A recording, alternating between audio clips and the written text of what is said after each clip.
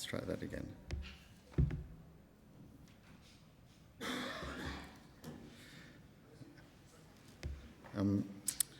So my talk this morning's heavily reliant on tech. What could go wrong?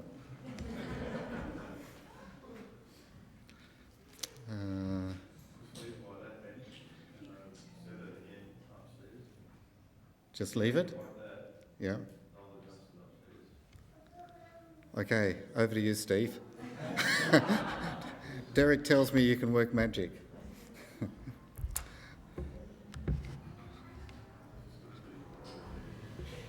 Sorry? Okay, the instruction is to do the auto set on the projector. Okay, thank you very much. So, thank you very much, Steve. So, good morning, everyone. It's lovely to be here today, and I'd like to give a special mention to those online. You can also participate in today's activity. So this morning we're going to have fun with drawing.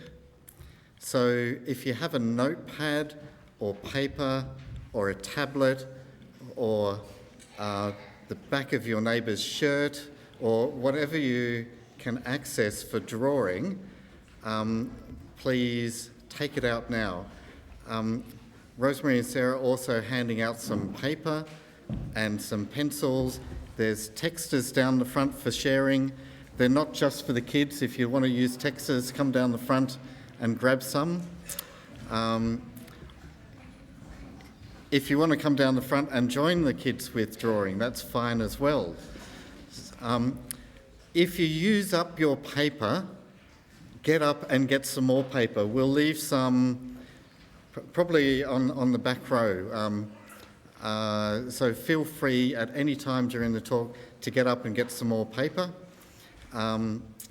If you break your tiny little pencil, feel free to get another tiny little pencil. So just get prepared for some drawing, okay? So these are the instructions. The instructions are to draw something or sketch something that has meaning to you related to today's talk or today's reading. So the reading was a bit of scene setting and then the Beatitudes. So you can choose directly to draw something right now from the reading, and you can put earplugs in and not listen to anything. That's absolutely fine. You may want to choose to draw an image of somebody being comforted, or an image of the kingdom, or any of the Beatitudes. You can draw from one of the themes I mentioned this morning. There's so many in this passage, and we'll cover just a few of them. Or you can draw one of the stories I go through this morning. Or you can draw one overarching picture from the key themes of the Beatitude. So it's basically anything that has meaning to you about this morning, you can draw it. Don't worry if you don't think you can draw. You don't have to show other people. And to make you feel better, I'm going to draw on the iPad as we go. So if you think your drawing's bad, you wait. All right. So why are we doing this? Why are we doing drawing? Well, sometimes remembering all the words is difficult. There's a lot of words to remember. We're doing it, so 4 reasons. 1 is remembering the words can be difficult. 2, because recording information in a different way can help us retain that information. So lots of people take notes during talks, and some people make diagrams and mind maps or drawings, and it helps them retain information. 3, because if you ever see something that reminds you of your drawing, you will remember the Beatitudes. So if you draw a cosy cottage and then you see a cosy cottage, maybe you'll remember the Beatitudes. So it helps with our reflective thinking, and it prompts you to remember good things when you see everyday scenes. And the fourth reason is it's kind of fun, just do a bit of a sketch. So remember to feel free to get up and get some more paper, use the texters, come down the front and draw with the kids, whatever you like. Okay, pencils poised, let's go.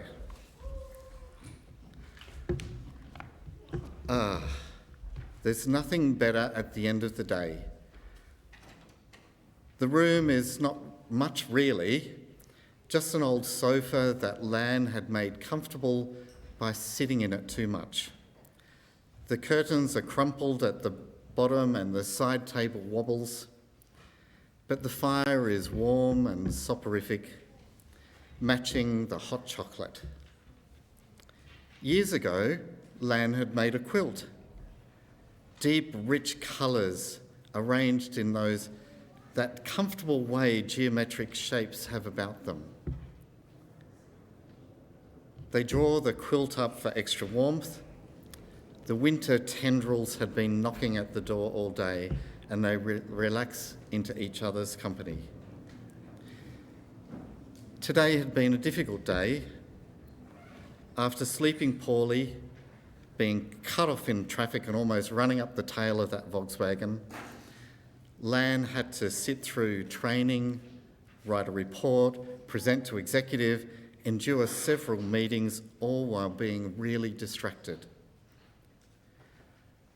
Some days for Lan were better than others, but she was still mourning. The grief was changing, but she could still clearly identify it as grief. Less and less she saw the hospital room every time she closed her eyes. No amount of coloured curtains, walls or bedclothes could take away from that hospital white. Pip had tried alcohol. Lan had tried overworking. Neither had worked. Their psychology sessions had helped, but for Lan, the best therapy was sinking into the sofa in the warmth of their special room. Tonight there were no need for words, just comfort in their shared mourning. Right, first stop, how's your drawing going? Have you drawn a quilt, a cottage, a sofa? Tears being wiped away. What part of comfort are you capturing? Right, I said I was going to draw. Here it is. I'm going to draw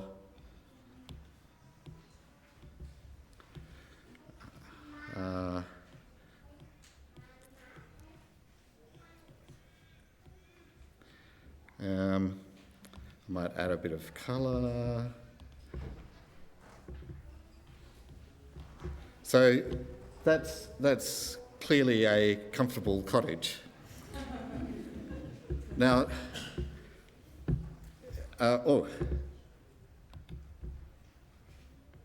and of course,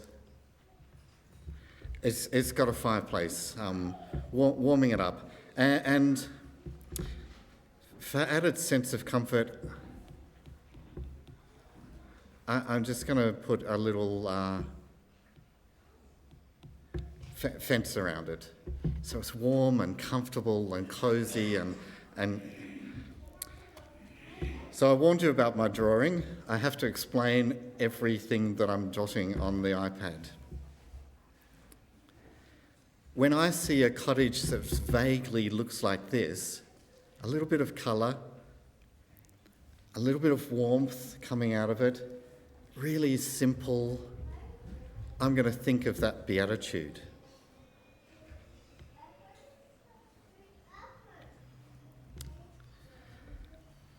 Let's move on. So there's several stories in the Bible about being hungry or thirsty for righteousness. Some of you will be adding something to your picture now about righteousness, and others may be starting a whole new picture, okay? Or you might be following my lead and you're doing your cottage at the moment because you didn't quite get what we were doing this morning. It's all okay, but please pick up your pencil and do some drawing. We know about the time that Jesus was passing through Samaria on his way to Galilee. We read about it in John chapter 4. He was hot and thirsty and tired. With that travel grit in his sandals, clothes and hair, he needed a break and some fresh water. He was by himself at the local well, without a bucket, when along came a woman to draw water. She was actually way more thirsty than Jesus. Jesus needed some water from that well, but this woman needed something far more important. She needed righteousness. It's a bit hard to work out exactly from the narrative, but she'd had more than one husband, or at least more than one partner. Whether she was a prostitute, someone's mistress, or really unlucky in love and had given up on marriage, it's not really clear to me. Whatever her situation was, it wasn't a usual or common or accepted way of life. The good women of the town, the prosperous ones who seemed to have everything sorted out in their lives, probably looked down on this woman. She may have been vilified, victimised, ostracised, and generally not well accepted into that society. And that was not right. Where was the compassion? Where were the people to look after those who were in need? Where were her friends? Where was the righteousness? She was thirsty for the living water from Jesus, whether she recognised it or not. I'd like to bring up another woman who was hungry rather than thirsty. In Matthew 15, verse 21. And Jesus went away from there and withdrew to the district of Tyre and Sidon. And behold, a Canaanite woman from that region came out crying, "Have mercy on me, O Lord, Son of David. My daughter is severely oppressed with a demon." But she did not answer her a word. And his disciples came and begged him, saying, "Send her away, for she is crying after us." He answered, "I was sent only to the lost sheep of the house of Israel." But she came and knelt before him, saying, "Lord, help me."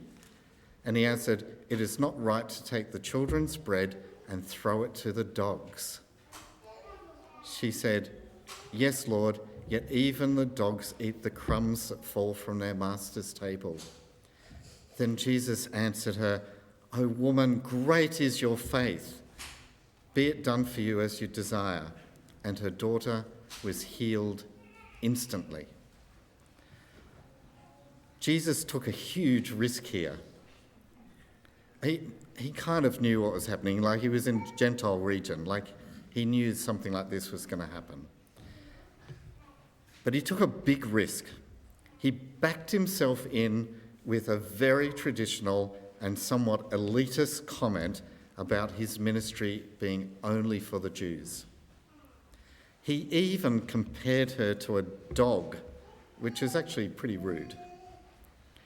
Jesus was banking on her hunger for the right thing, for Jesus to help. He would have looked terrible if she'd just slunk away. But with risk comes reward, and Jesus happily declared her faith was enormous. Her hunger for righteousness was now fully satisfied. So here's satisfaction. That corn is growing bigger than the house. Talk about being satisfied. So I'm going to pick up on satisfaction in my little picture of the cottage. Remember, this is meant to be a cottage. And I'm just going to draw myself a little garden. So here's all the plants growing in my little garden, and they've they've got a few flowers, and there's in that garden bed, and maybe there's another garden bed down here with some lavender poking up. So remember, you can draw anything you like that relates to the stories that we're going through. This is about abundance and satisfaction, having your thirst and your hunger completely filled. So I've chosen to add veggie patch and something of beauty in my, I think beauty might be overcalling it, but something that is along the lines of beauty, so that the next time I see a garden bed in full bloom, I can think of being satisfied just like in this beatitude. How are your pictures going down there? That is a fantastic butterfly. What you got going? Oh yeah, do you want to explain it to me? A fireplace? And a food court? Fantastic. A fireplace and a food court, what could be better? All right. There are a lot of peacemakers and a lot of places you can find peace. Some find peace at the end of a negotiation, a business deal, a significant discussion with a loved one, a clear plan for your medical condition. Resolution equals peace. You can also find peace in solitude and meditation. Jesus liked to go up into the mountains, but the same peace can be found by walking on a beach or in a forest or along a dusty track. Peace can be found in quiet places and sometimes in noisy places. It can be found in the broad vistas of life and the smallest of plants. There's so much scope for your drawing for peace. I remember, and I actually miss, the unsurpassed peace of snowfall. Not a blizzard, that can be dangerous and scary. I mean the silence that comes with a fresh covering of snow on the ground. In the evening, when we lived in Toronto, I would step outside, just below zero, which sounds cold, but when you've been through a couple of months of winter, -2 is actually pretty nice. And I'd stand out there for a while on the porch and just listen. All the noise was dampened and changed. The tyres on the passing cars would crunch and squeak rather than rumble and roar. The birds were all hidden away, and so the sky was silent. So silent you could hear the snow falling. So snow's not like rain, it doesn't splash. It falls, but so slowly it seems to thumb its nose at gravity at times.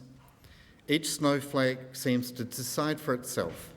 It falls and dances upward, then to one side, and then down again. And as it pirouettes, it tinkles, ever so quietly, quieter than that mozzie in your room at night, quieter than a stealthy cat looking for a bird to chase. On a still night, falling snow is the sound of tiny pieces of crystal being shaken in a little sack. It's the most peaceful sound in the world. And when I see a painting like this, I hear peace. The peacemaker which soothes the senses, covers the defects in our lives to make them smooth, white, and beautiful. So, snow is actually really hard to draw on an iPad with a white background. So I'm going to opt for another peaceful setting, rolling hills. So, whoops. I'll draw in some rolling hills and maybe a little cliff and some water.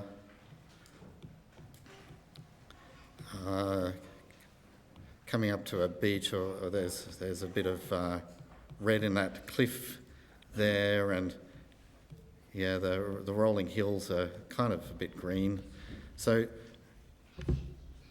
here I have my peaceful rolling hills and the gentle lapping of the waves on the shore.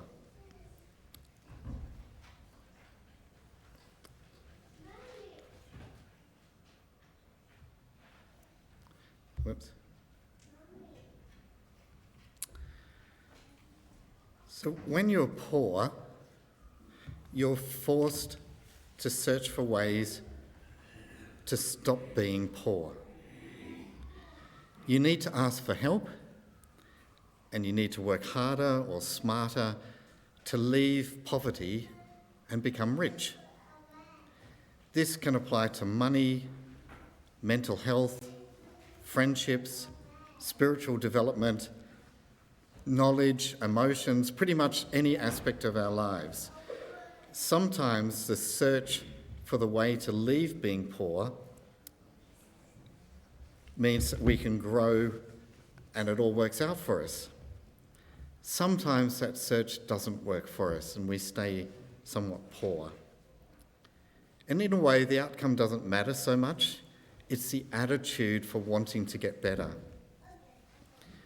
Ultimately, we know it will work out for us because we will inherit the kingdom. So I'd like to introduce to you a guy called Leo. Leo is very successful. His work is going well despite COVID, and he doesn't mind working from home. The money keeps rolling in. A few months into the pandemic, Leo starts getting a bit frustrated with working and living in the same place. His house seems to shrink a bit, but the daily walk to the study feels longer and longer. His starting time starts to vary, and Leo is working late most days. His life's becoming blurred. His evening wine starts moving forward, and pretty soon lunch is supported by a beer, afternoon by gin, and the evening by wine. Leo's still successful at work, but he's becoming messy. He's got just as much money, but Leo is now poor. Leo initially tries to keep it secret, but with the help of loved ones and a psychologist, he decides he wants to make change and leave that poverty. Leo finds a way to refocus and has now given up alcohol completely, and he has healthier habits. Josh is Leo's brother, and he also had to work from home during the pandemic. Everybody else seemed to be loving working from home, but not Josh. Josh had a large enough house. He had a courtyard backyard. It was pretty nice, but during the pandemic, he just stayed inside more and more. Pretty soon, Josh's house seemed to shrink. 3 bedrooms seemed to become 1. His living area became the study. He started eating his meals next to his work computer. He felt that he was cooped up in a small place. He couldn't see his backyard. There was no view. He had noisy neighbours. He even went to the extent of installing bright light bulbs, but they still seemed dim. The nice yellow walls in his living room seemed like they were a faded grey. His chair poked into him and his bed sagged more than ever. felt like the curtains were never raised and there was no sunshine in his prison cell. Josh worked out that he needed to escape this poverty of sensation as he slipped into a depressive state. Josh discovered bushwalking, and gradually his home seemed to expand again, and the curtains started to rise. And even though he's now allowed back in the office, Josh still has a long way to go in his recovery. Not all poverty is financial, but any hope of leaving poverty starts with recognition. So, let's see, it's kind of, I guess I have poverty of drawing ability here as evidence. It's pretty clear. But to represent poverty leading to the kingdom, I think what I'll do is I'll put a little village just down the road. So just to keep you orientated, these are buildings. And there's a road going off into the distance to get there. Actually, it's a bit of a dirt track going off into the distance to get to all of these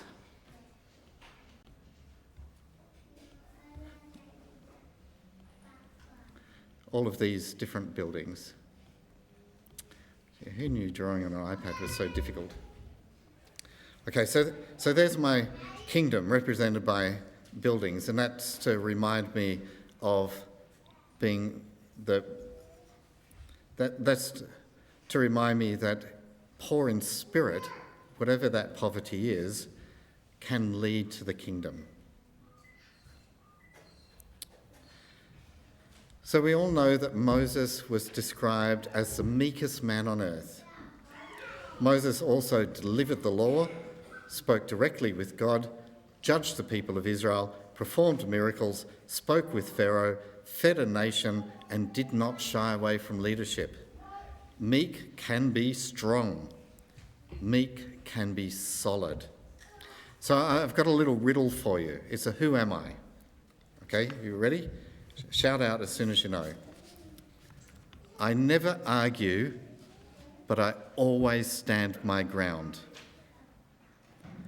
I provide for others, but I never take. I have limbs, but no fingers. I bring joy and happiness, but I cannot tell a joke. Who am I? A tree, exactly. So the clue is right there in that Hans Heisen painting. 3 huge trees. And don't you just love those big river red gums? Aren't they just incredible? So I'm going to take the lead from Hans Heisen and do my own Hans Heisen here. I'm going to do a tree with a huge trunk and big spreading limbs, but of course no fingers.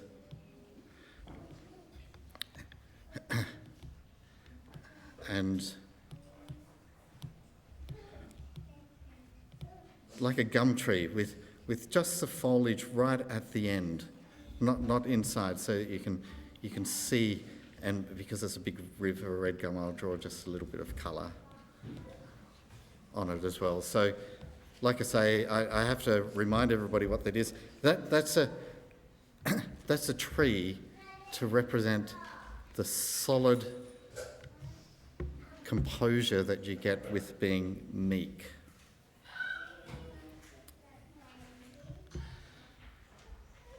So did your picture turn out anything like this? This iridescent, bright happiness, this sunshine just coming directly out of the picture. Because it's the pure in heart that can see God, see that shining light all the way through our lives and through our picture. So Look, I'll just show you again, just so you're not embarrassed by your own picture. This is mine of the Beatitudes. This is my picture of the Beatitudes. If I ever see a little cottage with a garden down a road, if I ever see a beach with a magnificent tree near it, the rolling hills with a little village nestled in the hills, I can think of the Beatitudes.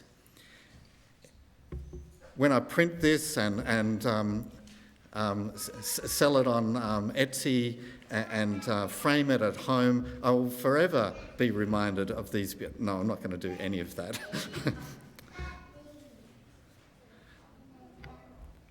But we can see God in our drawings and see God in what the drawings represent. So this morning I've not covered all 8 of the Beatitudes and certainly nowhere near all of the themes from the Beatitude. And hopefully you all have at least one sketch in front of you that's somehow representative of what we went through today. And we went through it for 4 reasons, because sometimes remembering all of the specific words can be difficult, because recording information in a different way can help embed them, because if we ever see anything that remotely looks like your picture, you may remember something about the Beatitudes that will help your reflective thinking and prompt you to think about good things when you see everyday scenes. And we did it because it's a bit of fun. So thank you very much for participating.